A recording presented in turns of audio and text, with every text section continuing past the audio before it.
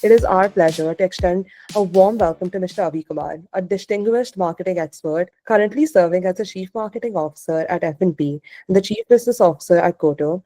His career includes leadership roles at joint ventures, IGP.com, and Z5. His experience also includes serving as the Associate Director of Marketing at Big FM, further showcasing his versatility in the field.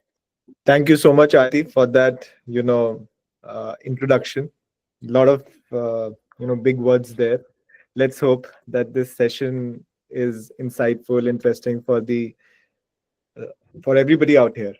So before we start, can I understand a little bit more about who the audience is?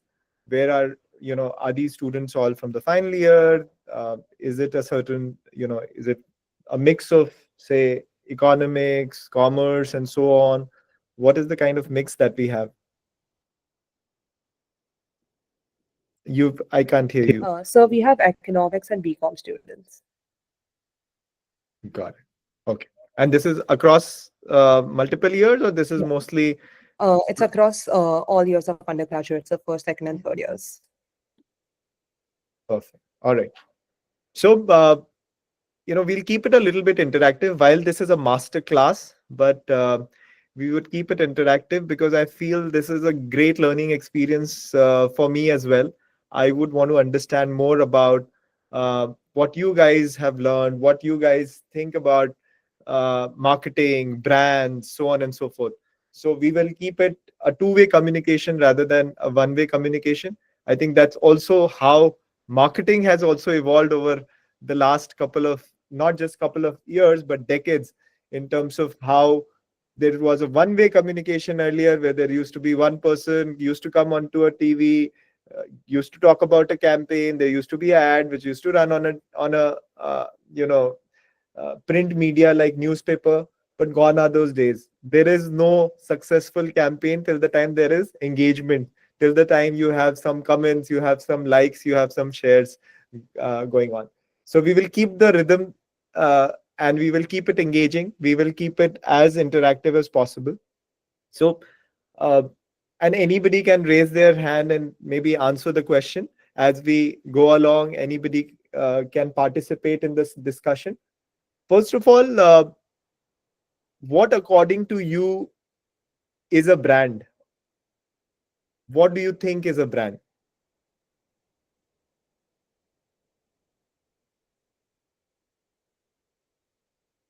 Anybody can answer. Yeah, Neil. I think something that one associates a product with. Mm-hmm. So when you think of uh, a phone, someone may think, oh, Apple. That comes straight to someone's mind. And that depends on audience to audience, but I think that's what the essence of a brand could be. Okay. What else? Anybody else?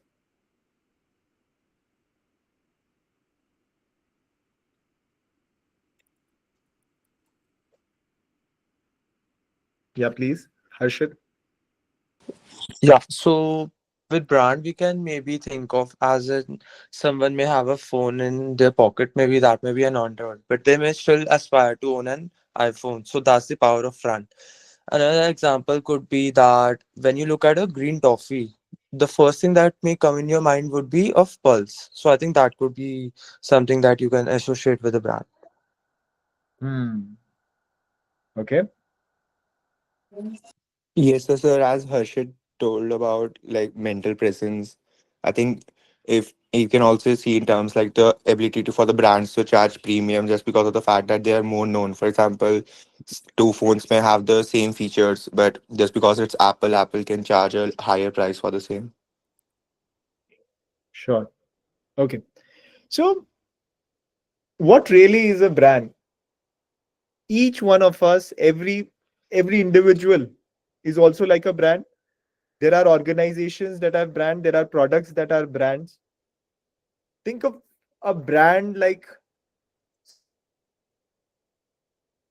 in in a party, and there are many people in the party. Everybody is like a brand. And how is that? It is There is a unique style that everybody will have. There will be a distinct identity that everybody will have. There will be a certain personality that will be there for every individual who's there. And that individual personality will be unique. There will be a certain tone in which the person speaks. There will be a certain tone in which there will be certain values that the person will have, which is going to define that individual. And that individual is unique in their own self. That is the brand that they're creating for themselves. Now, that brand reputation can be high, like some of the brands that you mentioned, like Apple, or that brand reputation could also be low, but still there it will be a brand. So, like a person in a party and many people in the same party, each one of them being a brand. For brands also, what are the key elements of that brand? There will be a name that will be associated to the brand. There will be some visual identity. You spoke about the colors, that when you think of green, you think of, say, Pulse. When you think of red, do you think of Airtel or do you think of Vodafone? But there will be some visual identity that will be there. There will be certain brand values that the brand will uh, abide by, which will be the core beliefs of that brand. What does that brand, like an individual, stand for? What is the personality? What are those human like traits of the brand? Is the brand a friendly brand, a luxurious brand, an innovative brand? What is the perception of that person? What is the perception of that brand? That also creates the brand. And then experiences. What are those experiences that you have around that particular person, that particular brand, helps you to create the brand or make the brand. So every experience also helps in creating what the brand is all about. So brand is really a mix of all of these things. It's like an individual which has multiple facets to it, and how the consumer interacts and perceives with it is what continues to evolve and create the brand. One, yes, Vedant. So, in other words, can we say that brand is something that provides recognition to whatever the product or the person is? It creates an identity, and that identity is a unique identity. That identity then will create a perception. That identity will create a certain, personality, will create a certain way of behaving, which can be, there are some brands which may say, hey, how are you? And there will be others which will say, namaskar, kaise hain aap? That is, that will depend on what the brand is and who the brand is talking to. Got it, sir. And all of this is about creating a story. I think from my school life, when I was in college like you, I was very keen on storytelling. And brands are about storytelling. It is about how you are able to create a, s- a, a brand, just like you create a personality or you create a human being. And that's why whenever we are into a brand exercise, I always urge the team to think of any personality which is closest to the brand that they are creating. How would that person, who's that celebrity, who's that personality that this brand resembles? And then you are able to easily visualize how will this person behave, should the brand behave in a certain situation, how should this brand interact, will this brand be a funny brand or will this brand be a fun brand, and so on and so forth. So a little bit about my journey. I started off with Oriflame Cosmetics, and it was one of those brands which was into direct sales, which was a great opportunity at that time for people who wanted to not just use cosmetics but also wanted to earn. But at the same time, from my point of view, from a marketing point of view, it wasn't the easiest sale. It wasn't a channel sales where you give an incentive to a distributor and you show the product at a retail store and the product is available. It was rarely based on referral marketing. How do you make consumers the voice of your brand? How do you make customers the voice of your brand? How do you make sure that every person who's consuming your product also starts to speak about that product to others? And at that point of time, it was in an offline stage where people used to meet each other and talk about it. People used to call other people to their homes and talk about it. Today, I feel it has become much more encompassing. Many more brands have to do it, and it has gone on social. It has gone digital. Today, if you like something, you quickly put up a post about it, tag it, and talk to friends about it, either on a social media platform or on a DM and so on, through WhatsApp and so on and so forth. So started with the first level of how a direct sale could happen, what were the first tenets of referral marketing, so on and so forth, to also getting people to understand how is it that we could shift the behavior from an offline sale to an online sale. What is it that would incentivize a person to shift from one channel to the other? And that, of course, for all of us, one big part of it is convenience, but we are also, enslaved in our habits. So how do you change the habit?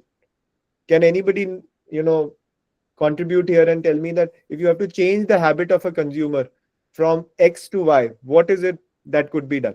What are some of the incentives that could be used? What are some of the marketing techniques that could be, utilized? And from your regular day-to-day interaction with brands, your understanding of brands and consumer behavior.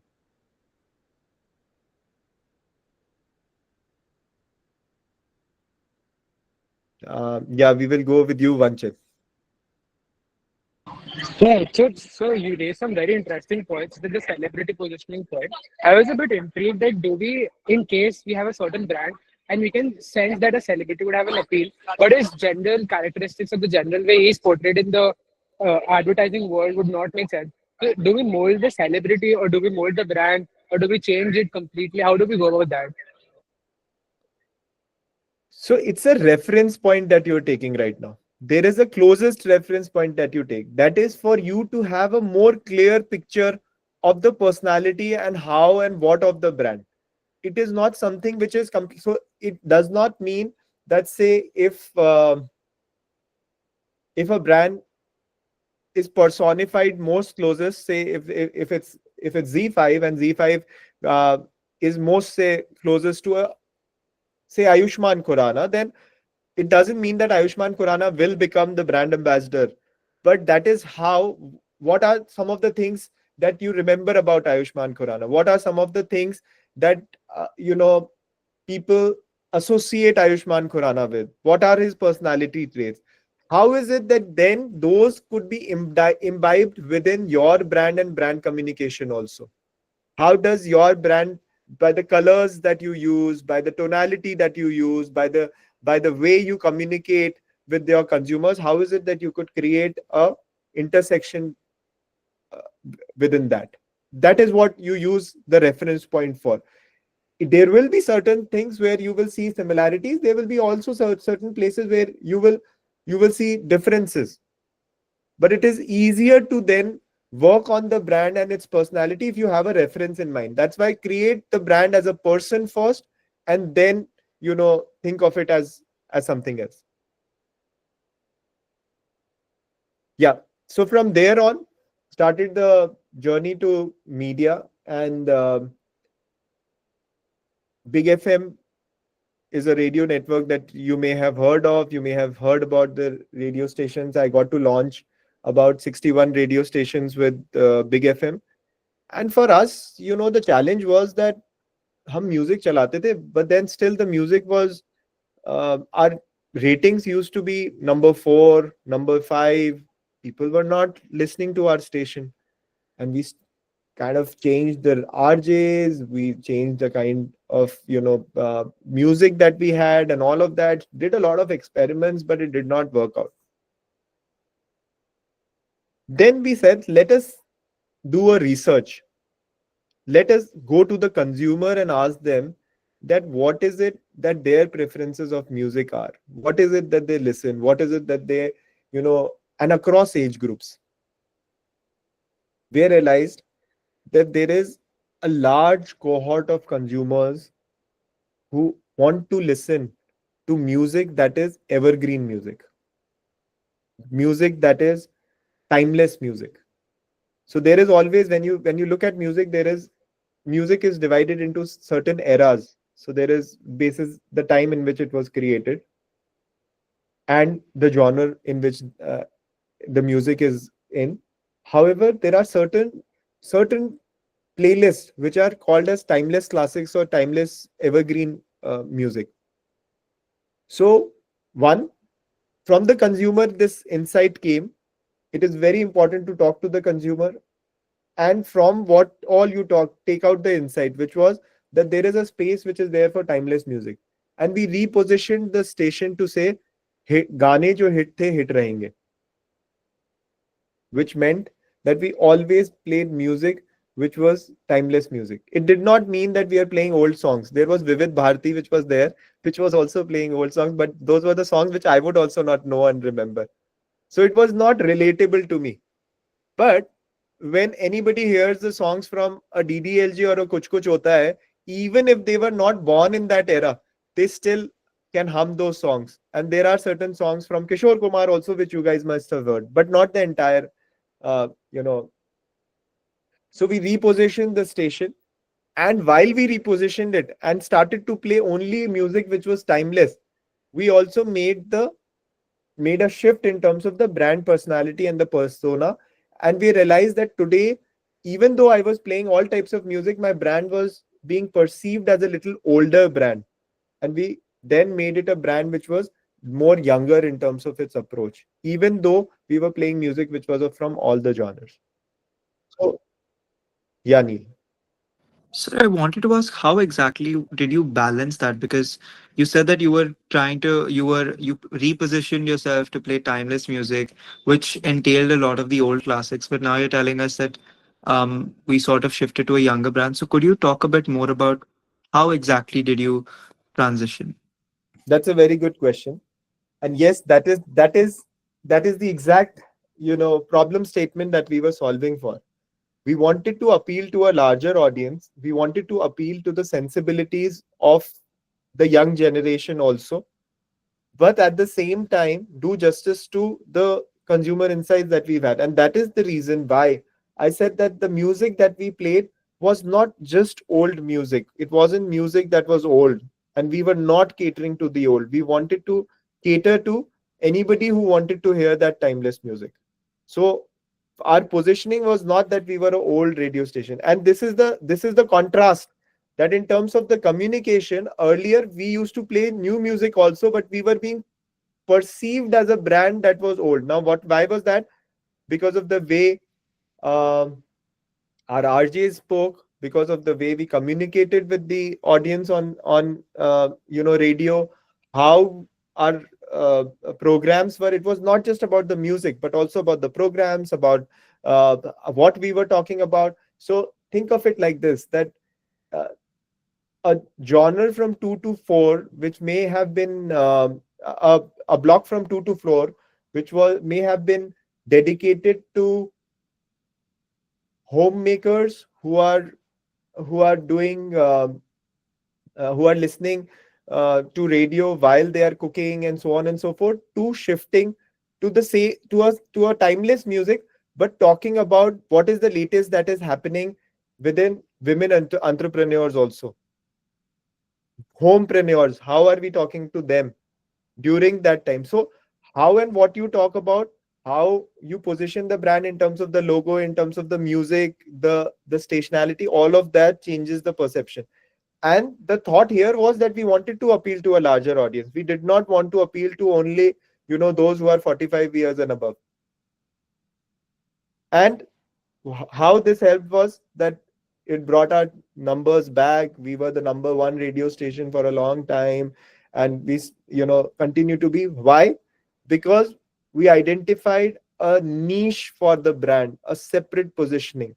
Usually most of the radio stations that you listen would be because of the RJs only. We created a specific segment which was only for music, and because of that music, people used to listen to us, and there was enough big base that was there. From there on, there was this opportunity that came in of launching a OTT platform. Now I'm sure you would be on many OTT platforms. The challenge at that point of time was that Netflix, Amazon Prime Video, Sony Live, um, Voot, and Alt Balaji, all of them had launched, and Z was the last entrant. We did not have sports. We did not have reality, which was there with Voot, like a Big Boss or a Roadies. And we also did not have any big international shows like a Netflix or a Prime Video have. What do you think created the differentiator? Because we reached out to about 70 million, 80 million monthly active users. So from zero, we reached to a 70 million monthly active users on the OTT app. What do you think could be the differentiator? Again, Neil. Sir, We I think fastest finger first. definitely, sir. So I think one differentiator that could have been is that Netflix, especially, appeals to a more larger international audience, hence focuses more on English shows. Whereas Z, since it's a brand that is known in India, it sort of appealed to the more traditional. I mean, the Indians who would watch soap operas in India. So I think that is a pivot, or that is something that differentiated Z from Netflix, and that entailed marketing, that these shows are there on our platform. You can, instead of recording it on Tata Sky, you can watch it on Z TV again. So I think that was something. Yeah. So we launched with the campaign, which was Apni Bhasha Mein Feel Hai, which meant we rode on the colloquial pride of everybody. We not just dubbed from Hindi into Tamil and Telugu or from English into Hindi, but we created content which was very close to the region that we were creating in. We created content in Tamil, in Telugu, which had the sensibilities of the people who were there. We created content in Marathi, and we worked on a hybrid, which was a SVOD plus AVOD model, which is subscription based model as well as free content, which is advertising based model. So we had a funnel of customers which were coming in to watch free content, which could be reruns of their favorite TV shows at their convenience, which could be news, which could be so on and so forth on the digital platform. And then you shift them into a subscription mode, which is more to do with these originals that you create, the movies that you get, and so on and so forth. So one is that we played on the regional pride, but again, the basic remained the same. That there was a specific niche that we created, a clear positioning for the brand, which made the customers, a certain set of customers, come to us. And India is a country where there is there is a large population of people, and you can break them down into multiple cohorts. And if you can appeal to a certain niche, then the brand can operate very well in that certain segment of consumer, certain cohort of customer. So yeah, from there on, Interflora IGP happened, and that's very close to what I do right now also. But that was the time when we raised a lot of money. We saw how to uh, you know position the brand and to occupy a certain space in the mind of the consumer, whether it was with Interflora or whether it was with IGP, how to create multiple, while the parent company is the same and the highway is the same. How do you use that highway to create multiple brands for different segments of customers that are there? Post that, I started my own company, which is Koto, COTO, and it's an app which is a community app. Now, all of us use social media, and a lot of us know that while social media is supposed to be a space where everybody should express their feelings the way they would want to, but it isn't.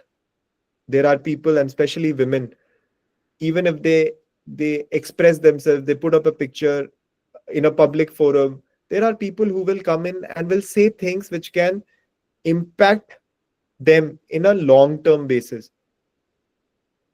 Somebody very close to me, they went through a harassment on social media, and we realized that there is a need to create a safe space where people can connect with each other, and there is no censoring that is happening, yet it is a safe space. So today, if there are topics and pertinent topics like, sexual health, or marital rapes and so on and so forth, if you talk about these on social media, you are flagged, your content is flagged, and the post is removed. We wanted to create a space where people could talk about all of this, and hence Koto came in, which has come together, and we've created a community of about 500,000 women who are there, uh, in different groups, in different communities, as per their likes, as per their interest, and there are live uh, experts who are there, who can then connect with these women and help them to solve for any situation, whether it is a mental health related issue, or it is nutrition health issue, or it is related to career guidance and so on and so forth. There are multiple experts who are present on the platform, and um, uh, then they interact with each other. While that is running, I found a lot that we could do in the gifting space. And here I would want to understand from you a little bit better that, what do you think is the first thing that comes to your mind when you think about gifting?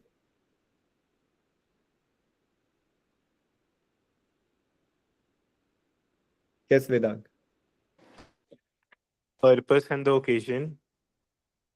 Yeah, absolutely right. The person and the occasion. And then what is the dilemma or the problem that arises once you remember the first is that most of the times you remember the person, of course, but you don't remember that it's the occasion is coming. Most of the times you remember that there is a birthday or there is some other occasion right on that day itself, when either somebody else had wished, or we see it on social media and so on and so forth, or a day before that when you get the invite. So what's the dilemma that's there within gifting? What would that person like? Correct. What to give to that person? What is it that you like? What is that the other person will like, and what is it that you should give? What should be the right gift for the person? And at FNP, we are a brand, that's the largest gifting platform, not just in the country, but globally. We are the largest gifting platform. Uh, we have our own entities in India, UAE, Singapore, Saudi, and there is this unique task that the brand has of delivering emotions. So to deliver that emotion, the first problem that needs to be solved is, how is it that you can help the customer to find the right gift for the person that they want to send the gift to? So here, a lot of technology plays a big role. So today, to do any kind of marketing, can anybody tell me what is Martech? What do they understand by Martech? It's quite. Does anybody know what is Martech? Yes, Dhruv. Yeah, so MarTech is basically where technology is integrated with marketing, and it helps the marketers perform certain tasks that are involved in reaching out to the audience, like social media posts or emails, for example. Correct. So, as the name suggests, Tech, it's a mix of marketing and technology. How do you use technology to enable what you're doing in marketing? And today, MarTech has become an integral part for any marketing team, for any person who's in this field of advertising, branding, and so on and so forth. Because when we started the session, we said that gone are those days when there was a one to many kind of a communication. This is the age of hyper personalization. How do you do hyper personalization? by A, understanding the customer. So it is not just one way communication. You always need to get signals from the customer back, whether it is on your own platform or it is on other platforms also, which means what are people talking about? What is this cohort talking about gifting today? What are people from SRCC talking about gifting? How are their gifting needs different from somebody who's in a different institute or in a different region or in a different country? How do those gifting needs change from one life stage to the other? So one is that use the signals as much as possible to get the input, and then use those signals to also create hyper personalized output, which means that if Dhruv is there and Ayati is there and there is Neil, when my communication goes out, it should be personalized to Ayati, personalized to Dhruv, and to Neil basis what they have interacted with me right now. If I send out a communication which is a generic communication to everybody saying, you know what, this was a great interaction, thank you so much. Rather, if I point out that Neil, I like the promptness with which you were responding. To Ayati, I say I like the way you introduced. To Dhruv, I said I really love the way you managed the entire show, and so on and so forth. It creates a certain relationship between the two people who are interacting, and that is true for the brand also. So for us to become the preferred partner for a consumer for their gifting, one is of course the product has to be strong. If the product is not strong, you can market it as much and more, there will be customers who will come in but you will never get a repeat. So first is of course the product has to be strong, so that you first fix. But with beyond that, how can you personalize, how can you make it easy for the customer? A brand is successful when you make the journey of the consumer easier, which means how are you able to find the product that you were searching for in the most easiest manner, one, and then you are able to order that product in the most easiest manner, two, and three, you are able to deliver that product or to receive that product in the most seamless, easiest possible manner, is the thing. After this journey is completed, the other journey starts, which is the post delivery experience. If there is a if they, you are happy, how is it that you are able to contribute to that feed? How are you able to give that feedback? If not, even more, how are you able to reach out and give your feedback in terms of your experience, which can then be further resolved, and it can be inculcated on a long term basis to resolve that issue. And then how is it that we can get that consumer back to order more and many times and get to talk about the brand to other people also? But this journey, which is from finding the right product, finding the right brand, to finding the right product, to ordering the product, and then getting it delivered, is today what marketing is responsible for, from a communication point of view, from a journey point of view, from an end-to-end point of view. And Martech plays an important role through and through in all of this. Do you have any questions there? Any questions you guys have? And we are also, I think, right at that cusp where we can take a couple of questions on what we've spoken till now.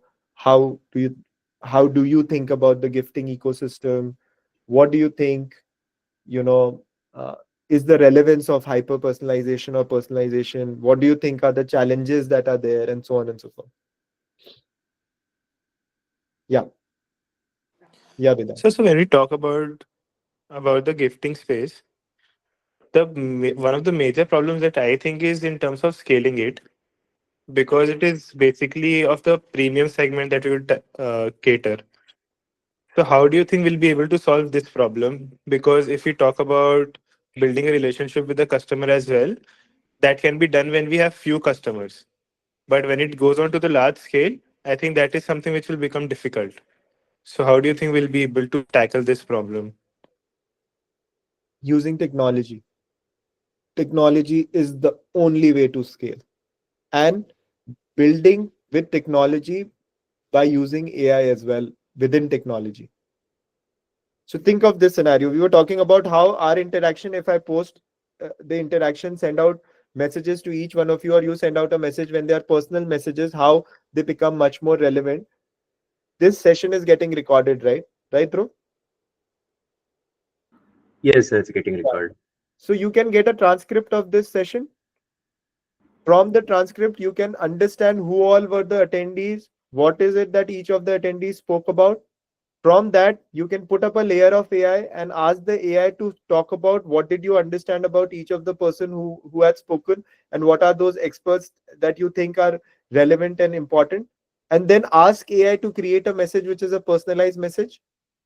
So you don't have to remember all the names, whether it is Tanvi or it is Tanisha or it is, Harshit. Technology will do it for you.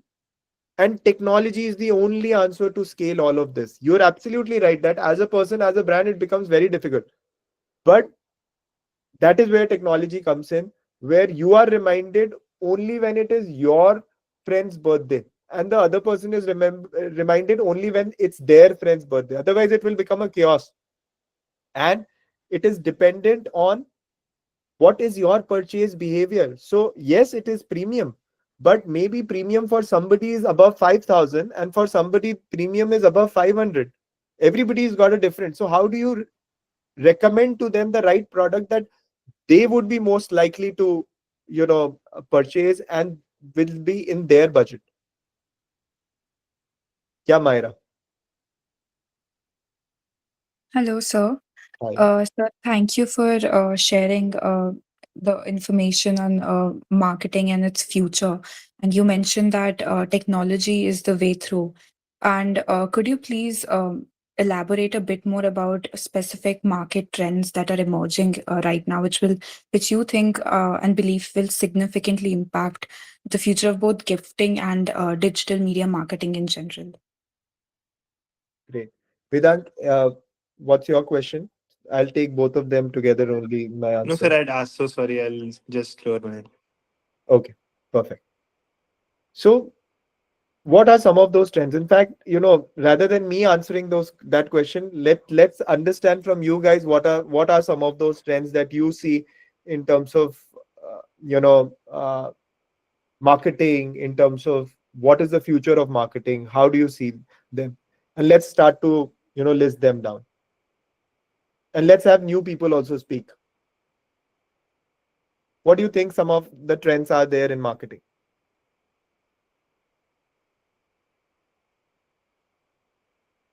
Anyone? And one person can speak about one trend so that everybody gets different. Yeah, sure. Yes, sir. I think with the advent of technology, I think the marketing, the entire aspect of it is also moving more towards data analytics. So consumer preferences, I think a lot of websites track what we search on their platforms and then give us personalized recommendations. I think that is possible through data analytics, the number of searches happening on a particular thing. I think that's a very big trend. Correct. So data analytics is one big part of marketing, where you need a tech stack for you to have the right kind of data. A lot of times there you are not even able to capture the data. So first part of it is capturing the data, then storing the data, and evaluating or analyzing the data. A lot of brands are able to do that, but then to utilize that data into actionable insights is where the magic happens.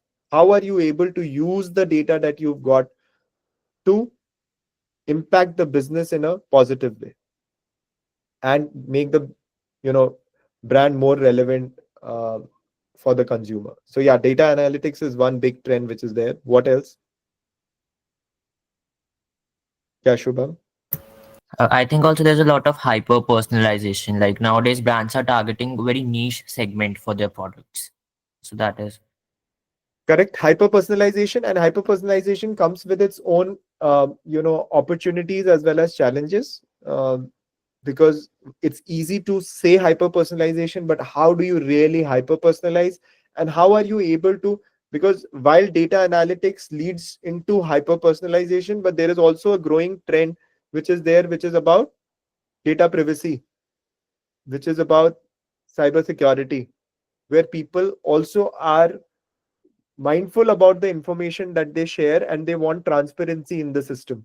So yes, hyper personalization is a big trend, and if you want to be relevant, there has to be, you need to understand the customer at a n equal to one level if possible.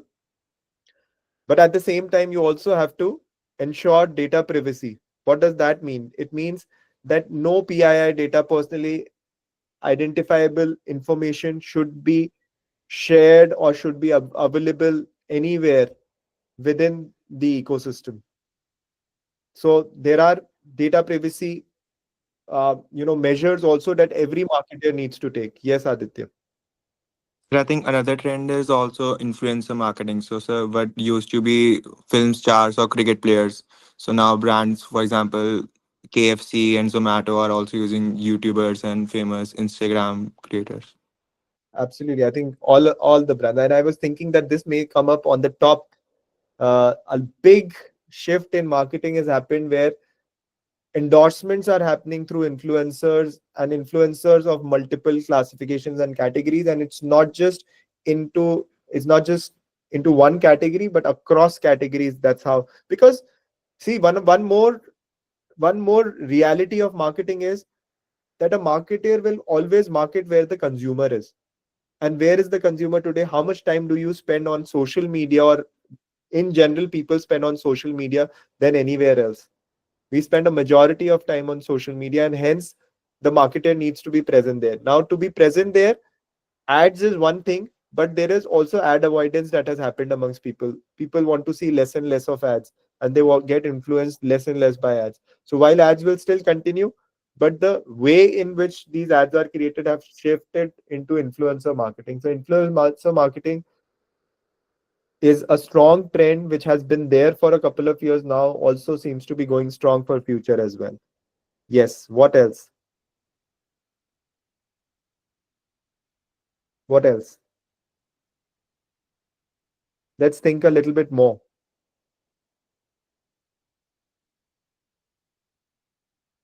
Analytics, hyper personalization, data privacy, influencer. Yes, Myra. So I think in today's time, a lot of generative AI is also used for creating marketing campaigns and even like regular posts in general, whether that's luxury brands or small startups as well. So I think that is a big trend. That's the advent of AI in multiple ways uh, in the ecosystem, and that has transformed the way every function works. It's not just related to marketing. Marketing has been impacted in a much bigger way, whether it is with respect to the creatives, it is respect to the campaigns, it is respect to optimization, personalization, all of that. But it's not just marketing, it's across. Just to give you an example, we have about 500 stores that are there across the country, which are FNP stores.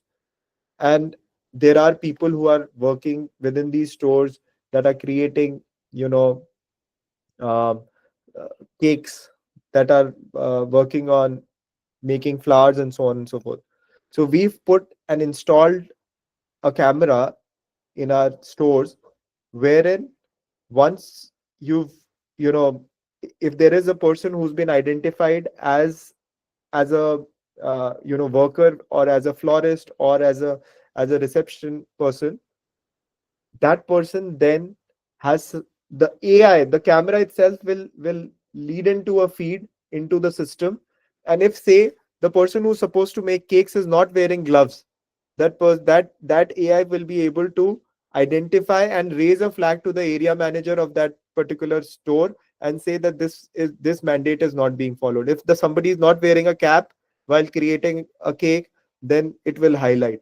The attendance is not based on somebody signing in a register. The attendance is not based on somebody giving a facial recognition or a face or a fingerprint, but the attendance is based on how long you see that person under that camera within that store. So imagine how, and this is something which is right at the end of the operation, but route optimization to communication, whether you are more likely to open a WhatsApp message, or you are more likely to open a emailer, and at what time are you most active in terms of opening emails and WhatsApp messages. All of this is being controlled today through technology by the use of AI. Great. There is also premiumization which is happening overall. Consumer choices, consumers are there is an upgrade in terms of consumer choices that has happened across multiple SECs. So everybody is spending a little, the spending is increasing, and hence there is a premiumization that has happened in terms of the choices of the customers and consumers. Yeah.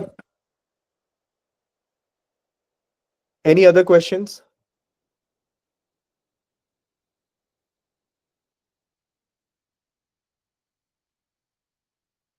Any other questions?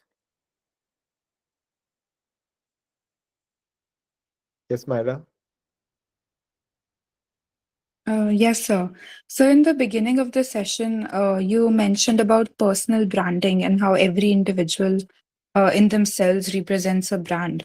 So, sir, I wanted to know that how you have yourself managed your personal brand as a CMO and for so long that too, and have a and like what advice would you give to young individuals like ourselves who are looking to establish themselves, whether that's marketing arena or whether it's our industry, like business in general. So, what are your suggestions on that? That can be a full session in itself, and it can be a long discussion. Uh, a lot of what we discussed throughout the session is what helps to create any brand or to help, and a brand can be an individual also. One of the things which establishes is consistency. How can you be consistent in terms of your ethics, your values, how you contribute, what you contribute?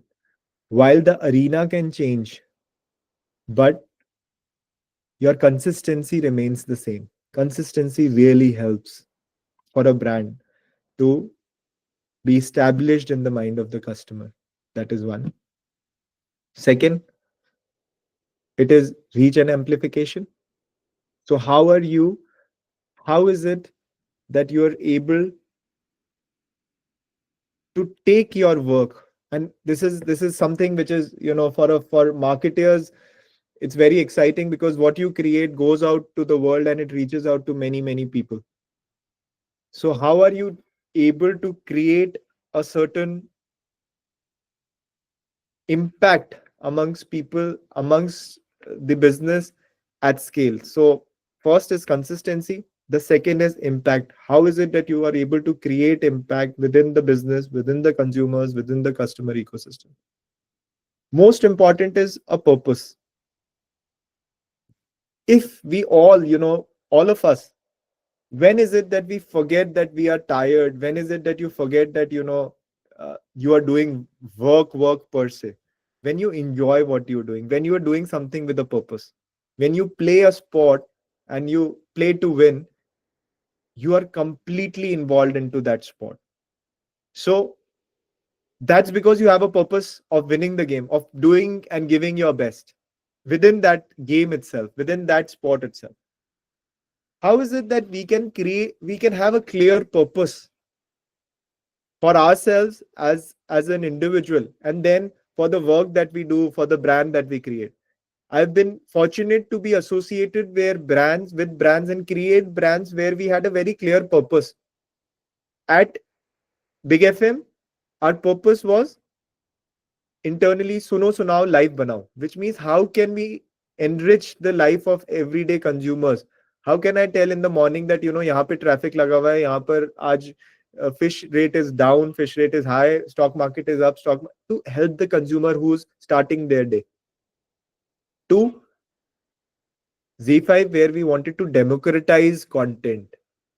Now there is the Netflix which is available, but how can you democratize entertainment, democratize content? Because entertainment in India is a big need. It is also the favorite pastime. How is it that you can democratize it?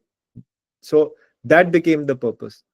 To FNP, which is immensely, fulfilling, which is how do you deliver happiness? How are you able? Our purpose is to deliver happiness. So if you stay consistent, you are able to derive a purpose of what you're doing, and then create an impact through reach and through amplification. I think those are some of the tenets. At the same time, while I said consistency, there is always a learning and evolving that needs to happen. You all anyway are in that, you know you have that opportunity of learning 24/7. You are students, but how can you be a student throughout your journey? I did my, you know second second MBA about 3 years back. I had to take out that time. I had to reinvent what was happening. I had to understand the new ecosystem and so on and so forth. So how can you learn, adapt, and continue to be a student, is also very important.